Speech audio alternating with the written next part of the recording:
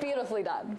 A much better intro than I could have done, but welcome everybody. Welcome back to Dusty Tracks BC. We are here in the middle of Cranbrook, and we are so lucky today to be sitting down with Ethan Askey of Ethan and the Elevators, and many other bands that he'll be telling us about.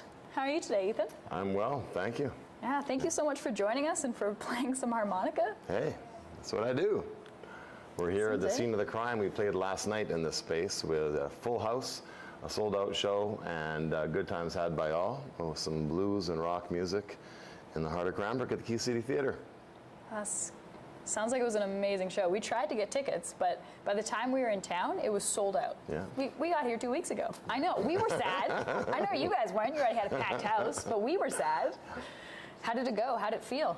Oh, it felt great. Great energy in the room. I know a lot of the people in this town, having grown up here, and although I've lived away for many years, I keep one foot here. I straddle the Rockies and come back here often. I have family and friends here.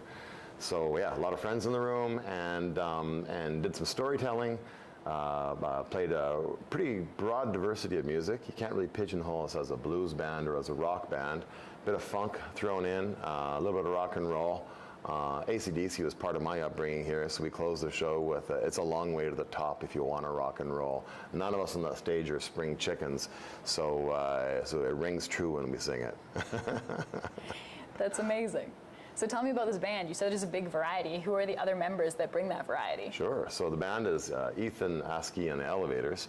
And the Elevators are three fellas who we all call Cranbrook home. Ferdy Belland on bass comes to us. He has played in a number of different, quite prominent bands in the Vancouver area, and maybe most prominently he toured with Biff Naked out of Vancouver a couple of years back. But he is a Cranbrook resident. Also in the band on the rhythm section, on drums, Ben Dunn.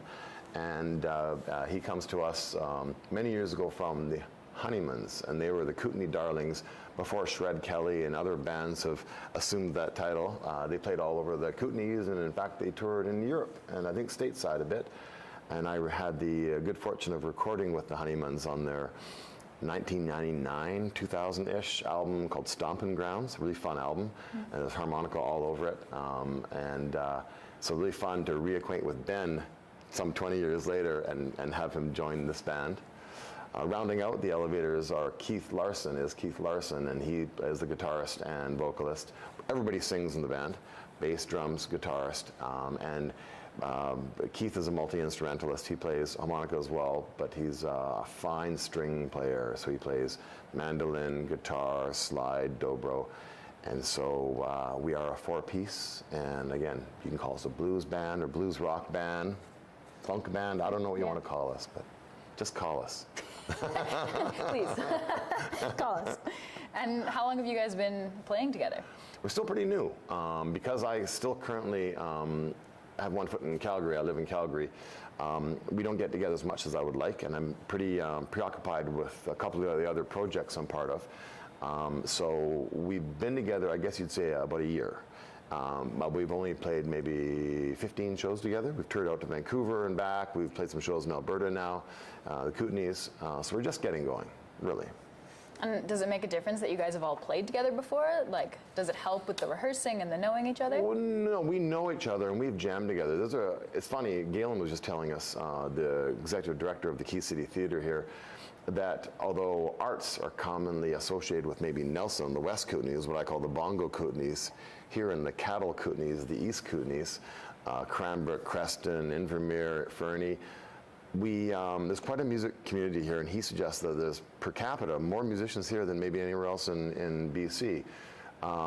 And so you dig a little bit and you find pockets of musicians, and just east of town there's a gang of us that have always jammed together and have these celebration of friends and pretty folky music predominantly. And a bunch of them were here last night for our show, but bluegrassers and others, that's where I met Keith and Ferdy. When Ferdy came back here from Vancouver, we all got to know each other through the loose music community, but we've never had a band together, the four of us. So we're just kind of getting on solid ground. And although I'd released an album that is what we're playing and touring, and I've chosen a repertoire that I feel that this band, as the band leader, can give voice to, we are now just starting to write original music as a four-piece that plays off of our respective strengths and inclinations. You know, Ferdy's a punker and a prog metal guy, and Ben has I point over there where he sat on the drum kit last night, but Ben Dunn on drums comes from a Celtic punk funk background. Keith more bluegrass, blues, and rock. So we put it into the pot and stir it, and we're making some sonically adventurous and upbeat, invigorating music. Yeah. And how do you feel like that's different compared to four musicians that are all trained in a similar style? I just think it becomes endless possibilities. I think it adds, how do you say? Yeah, it's think of yourself in a big kitchen, and there's just more cupboard space, and it's well stocked, and there's things in those cupboards, and you open them up, and you can say, hey, let's draw from this.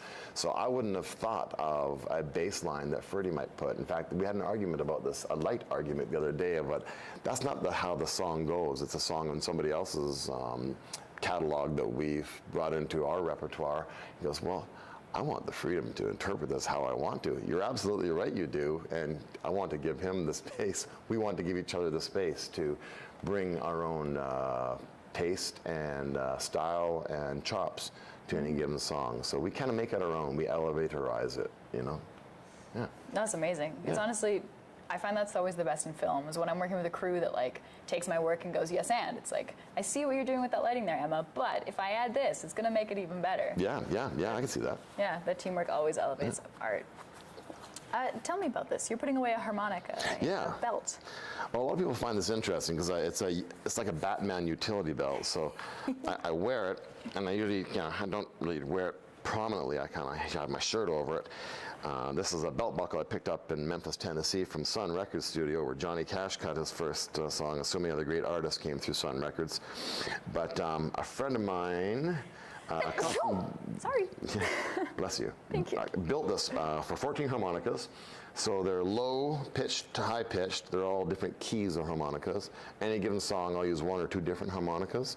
And because every harmonica only has 10 holes and about 20 notes in it.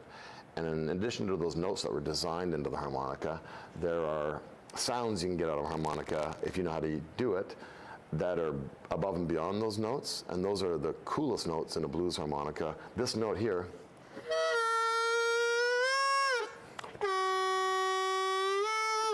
that bend, low note, that actually, if you look at the diagram that comes with the harmonica in the box, it doesn't appear there.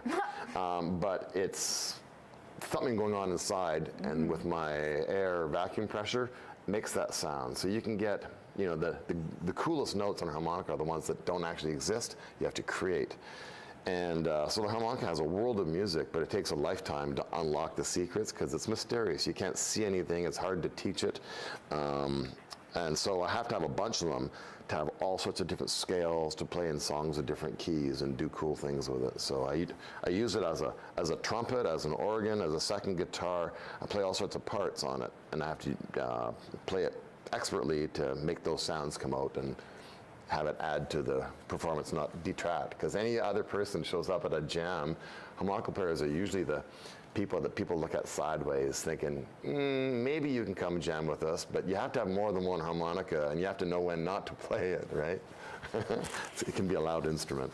Yeah, I will say, because I'm sure it's one of the more misunderstood instruments. Oh, absolutely. People think it's a toy, but it's a beautiful tool and a wonderful instrument. I have, expensive big ones, chromatic, ones that have more This is only notes. a fraction of the harmonicas you have. Oh, yeah. How many? How many do you? Yeah, many dozen. And then I have these chromatic harmonicas, the style Stevie Wonder played, and Toots Thielemans, and these legendary jazz and soul singers. That one has more notes to it, and has a little button on the end you press. And I was in Berlin last year, and I celebrated the tour we did over there by buying a brand new, treated myself to a beautiful $350 chromatic harmonica, but these are 60 or 80 bucks a piece, and these are called diatonic blues harps. And these are traditionally associated with country and blues music, but I play all styles with these, and then I can add to the sounds with a chromatic as well. And I play trumpet and guitar, but I can do most of what I want to do, express myself as a musician with just a little blues harmonica for 50 bucks from a store. That's amazing. Yeah, you had to have a bunch of them. Yeah. I believe it. It's wild too, because that sound you played, the like drop note, I don't know how to describe it properly, but the note you played, the bend. Yeah. That's so iconic. Like if I were to think of hearing harmonica, that's what I would hear. Yeah. But it explains that gap between when you pick up a harmonica personally as a non-musician, right, and when you listen to it. Right? Anybody can breathe through a harmonica, but that I'm great at. Right? You get big sounds, little sounds. You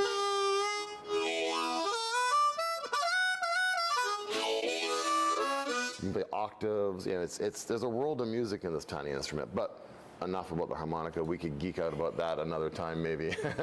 It's definitely speaking to my geek side, because I'm loving learning about the harmonica. It's fascinating. But tell me about the other bands you're in, because I know Ethan and the Elevators is one of four. Yeah, Ethan Askey and the Elevators is the full name of the band, and that's Cranbrook based. I'm part of a band, a really exciting band called Jimmy and the Sleepers. Jimmy and the Sleepers is based in Edmonton, and we are a five-piece original deep blues outfit. It's gritty, house rockin' blues that's taking off, partly because we have the band leader, Jimmy Giebosh, is a demon, a monster on the guitar. He's one of Canada's best guitarists, deep in the blues, and he, Elmore James style, like deep blues, and got the great guitar face, and he's got his admirers in Canada, but he's got a growing fan base in Europe. So we made our first tour in Germany this past November, and on the strength of that first showing there, they've invited us back for some festivals. We're playing some major festivals in Switzerland and in Germany in May. So with this band, we're touring a bunch. So I'm pretty excited and pretty invested in Jimmy and the Sleepers right now, as well as the Elevators. And then I have the very good fortune to mix things up entirely, playing with a fellow named Dave McCann, who's a wonderful singer-songwriter. He sings more about nature and history and his soul and whatnot. I mean, he's a really interesting cat, and he, hand-built songs from the, wind-torn plains of the, southern Alberta landscape. He comes from Lethbridge. And so he plays guitar, sings his storytelling songs, and I just create musical ambience around him, and as a soloist and as a texture provider. So that's Dave McCann, and we do it as a duo and as a full band with the Firehearts. So those are the three bands I'm mostly invested in, and I also play around Calgary in clubs with a fun party band called Mojo, and it's kind of a blues rock band, and we play other people's music, and people dance, and we fill the place, and it's an awful lot of fun, but that band doesn't tour. Yeah. Okay. So I'm hearing how much variety there is in those different bands. Yeah. What's it like for you as a musician to like put on those different, not necessarily personas, but play through those different styles of music? Oh, it feeds my soul. Like it's, I mean, I can, why wouldn't I want to? Some people, I guess, like to express themselves in one way or another. Country singers, maybe, they love the storytelling and the emotion of country music and the style of it. I like playing country music too, but it doesn't end there. I can really relate to, I love funk, I love the feel of funk music, I love that, fine line between funk and disco, I guess, but everyone likes to dance and feel good. I love driving a party with that kind of music. I love Dave's storytelling, Dave McCann's storytelling, and just creating some atmosphere around it. And so all those different things are part of me, and I have voices in me that are fighting to get out and to express themselves differently. It's a wonderful thing playing in a few different bands. It just gets a bit complicated, managing people's schedules, the travel time, the high cost of fuel, and so on. Yeah. It's hard to make a go of all these bands. So ultimately, you have to, if you're going to get really successful with one, focus on one. So my focus these days has pretty much been on Elevators and Sleepers, because they're quite compelling to me right now. Yeah. That makes sense. Yeah. And that's lovely to hear too, because I think there's so much strength in art drawing from different places. Like we see that in film with different genres, like learning one genre makes a filmmaker stronger in a different one. Yeah. And I think that's really neat. People get very pigeonholed sometimes, whether by their own wants or what is expected of them. So it's really amazing to see you kind of morphing and changing and playing in those different spaces. Well, and as a singer too, like there's things I like to sing about. Like when my new album, it's quite a diverse album. It's been charting. Again, gets a lot of radio play around the world. I'm very grateful and glad to say. But it's funny. It was on the alt country charts for a while there, but it's stayed now for 22 months since its release on the contemporary blues charts. Contemporary blues, what is contemporary blues? It can span a bunch of things, but you look at the album, and there's some singer-songwriter, there's some Latin stuff, sung half in Spanish, with a nice kind of Latin beat to it. There's some rock on there, some funk, an instrumental funk tune. So it's hard to pigeonhole, and if I'm going to express my storytelling and my truth in music, it's got to come from a few different paintbrushes, a few different, from a few different places, right? Yeah. That makes sense. You need lots of different colors to make one landscape. Yeah. I hear you. Yeah. And so you tour everywhere. You've been Canada, the US, all over Europe, Germany specifically, but you grew up here. Yep. And you come back. Yep. Tell me about Cranbrook and how you grew up here and why you love it.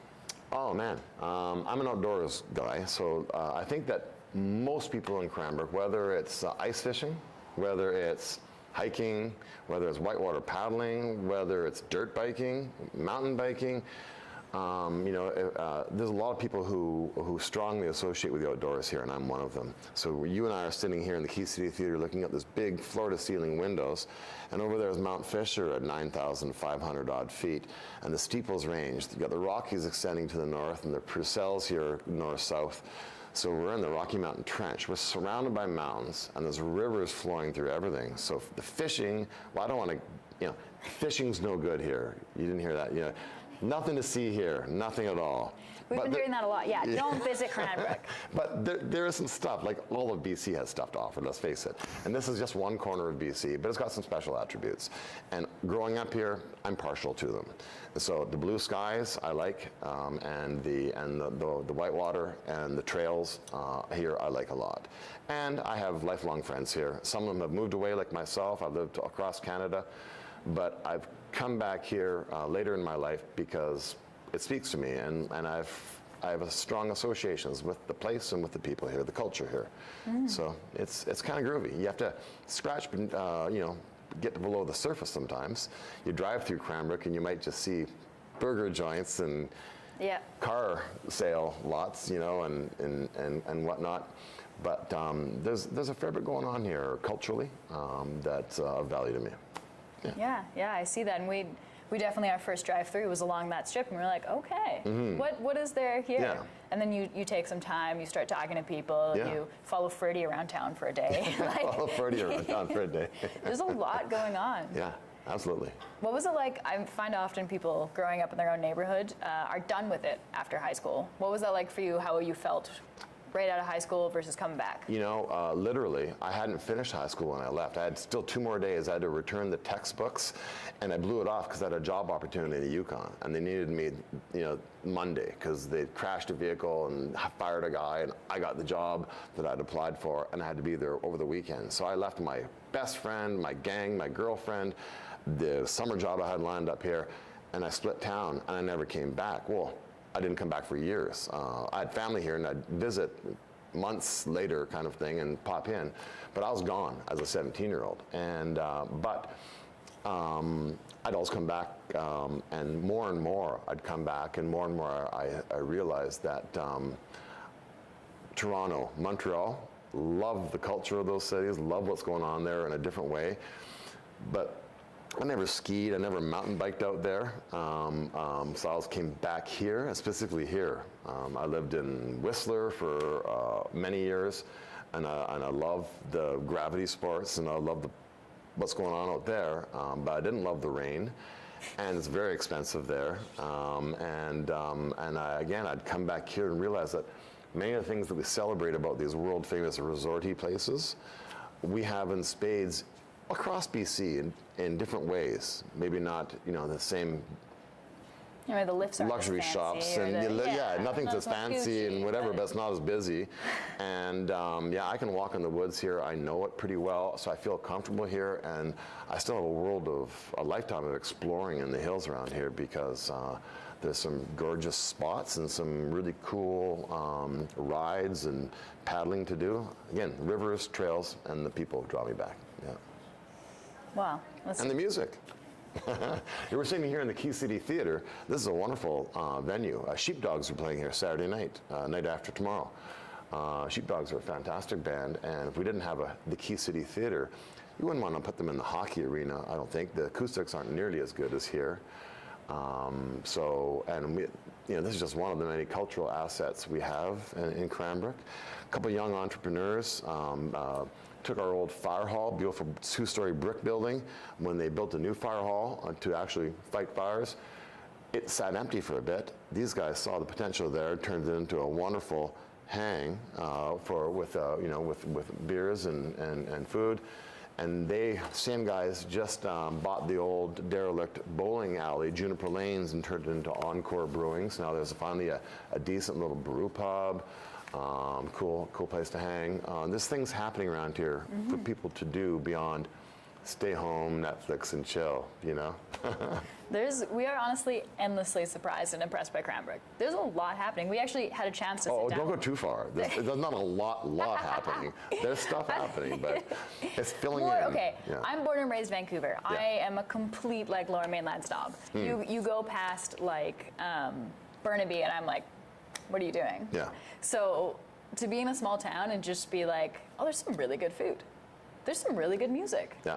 There's a lot of history and some interesting history too. Yeah. There's surprise elephants. There's the elephant and you've done your homework. I can see. And we actually had a chance to sit down with the guys at the Fire Hall in Encore. We sat in the back of Encore Brewing. Okay, and, with Jesse or Fred? Or, with both of them actually. Nice. We got both of them on an evening off. It was a rare day, we were told, but it was great. We sat in the back, didn't get to bowl much. We need to go back, but. Yeah, it's amazing the people that are making stuff happen here. Well, that was a nice ad because I think that, I'm not 20 or 30, but if I was a 20 or 30-year-old, I wouldn't want to necessarily go to the same old hotel bar that people go to or, the curling rink, whatever. Now you have some cool places with some, variety of food offerings, vegan, homemade, this, that, the, it's becoming more diverse. There's like 4 sushi joints in town. There's a couple of 2 or 3 different East Indian places. Ella's, have you been to Ella's yet? Delicious. Yeah, man. And she's super lovely and got a whole vibe going on there. Yay, thank you. There's a couple guys, there's a place here, I wish I knew, I can remember what it's called. But they're from Ecuador, Colombia? No, maybe Colombia. But a sort of Mexican place, for lack of a better word, but they're not Mexican. Just 2 blocks that way. And I've been going there for forever. Just if you want to, pupusas, the really traditional kind of South American food, that's going on there. Again, it's modest. There's only, 1 or 2 or 4 of things here. That's not Vancouver endless opportunities, but also everything's only 10 minutes away, less than 10 minutes away, right? I love commuting in Cranbrook, if I'm being honest. Yeah. When there's 3 cars on the road and Google Maps goes red. Yeah, you can walk everywhere. Yeah, it's amazing. Yeah. Well, honestly, I don't think I could have sung Cranbrook's praises better than that, so thank you. My pleasure. But I think that's about all we have time for today, chatting with you. But will you play us a little bit more harmonica? Do you have any requests? Honestly, the AC/DC you did before. Playing all 3 parts of it? I'd never... Yeah, we played 2 sets of music last night, and people, yay, encore please. So we said, what are we going to pull out, fellas? And Keith called it. He said, AC/DC. That's what I grew up with. And so we played It's a Long Way to the Top if you want to rock and roll. And I'm evidence that it's a very long way to the top, and I'm nowhere near the top yet. Still trying to get there. But the song starts with a rhythm guitar, which I play on the harmonica, and then Keith kicks in with the lead licks, and then we get into the verses of the song. And there's some singing along, I'll have you know, last night too. But the rhythm guitar goes.